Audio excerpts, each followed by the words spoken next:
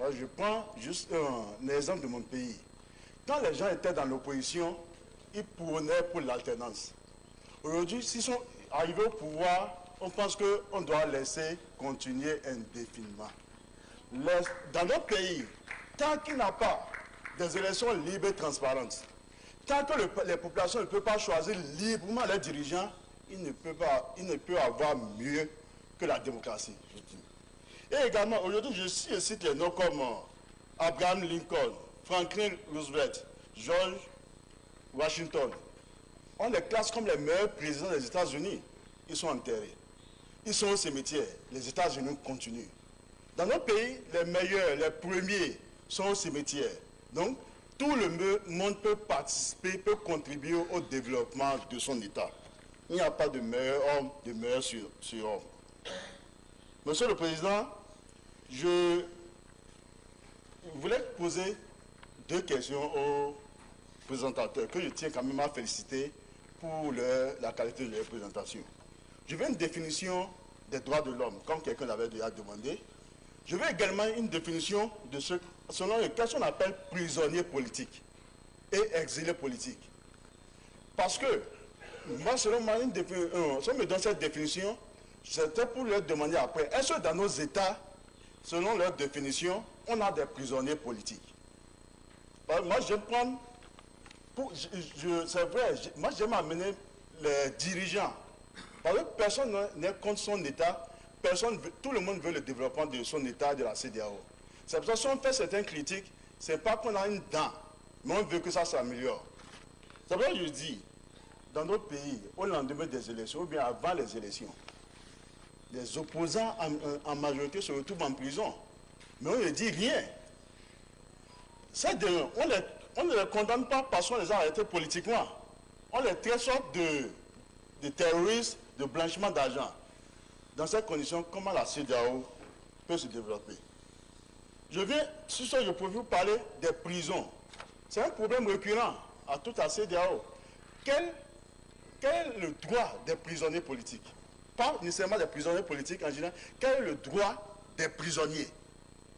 Parce qu'il y a dans nos prisons, dans les prisons des pays de la CEDEAO, les gens sont en prison 2 ans, 3 ans, 4 ans, 5 ans, sans être jugés.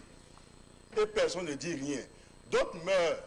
On voit même des prisonniers qui meurent avec l'appareil respiratoire, menottes à main, enchaînés dans un lit d'hôpital. Ça se passe. Ça s'est passé il n'y a pas 1 mois au Bénin. Mais les droits de l'homme, ils disent quoi dans ces conditions?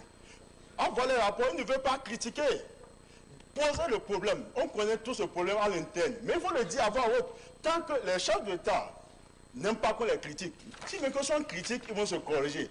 Ayons le courage de critiquer, de dire ce qui n'est pas bon et de dire ce qui est bon et féliciter. Je profite pour prendre aussi une part pour demander quelle est la position de la CEDEAO en ce qui concerne les droits des personnes qu'on appelle LGBT. Il faut amener les États à faire un bloc ensemble par rapport à cette position. On a pris le problème du Ghana. Le Ghana a des problèmes, mais le Ghana est seul à gérer la situation. Quelle est la position de la CEDEAO? Je saute pour aller au niveau le problème des terroristes. C'est vrai qu'aujourd'hui, le Burkina, le Niger, ont décidé de quitter la CEDEAO.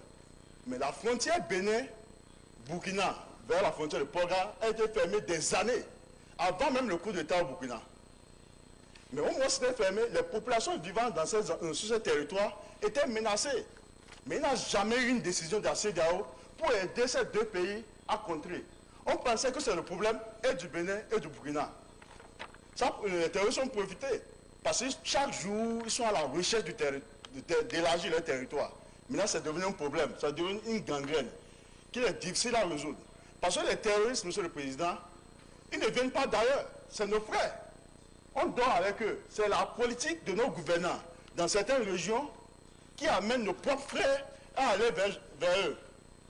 Difficilement, ou un jeune de 25 ans qui a du mal à se marier, qui n'a pas d'emploi, qui fait sa production, n'arrive pas à vendre, on lui remet, les terroristes l'appellent, on lui paye par exemple 50 000 francs par semaine, on lui remet une arme et de la drogue. Facilement, il fait le jeu des terroristes. Il faut qu'on revoie la politique. Ça va nous permettre de lutter contre l'extrémisme violent. Et enfin, je voulais parler de la Cour de justice de la CEDEAO. C'est vrai, on a applaudi qu'il y a une Cour de justice de la CEDEAO. Mais il faut rappeler que plusieurs pays ont remis en cause, refusent d'appliquer. Moi, dans mon pays, il y a une décision de la Cour constitutionnelle qui dit qu'on n'appliquera plus les décisions de la Cour de justice de la CEDEAO. Mais qu'est-ce que la CEDEAO a eu à faire? Il faut qu'on crève l'abcès, qu'on fasse des comment dire, si une femme vient accoucher, des césariennes sans anesthésie pour pouvoir guérir la CEDEAO. Je vous remercie. Thank you very much, Honorable Abdel Biosika Wasangari.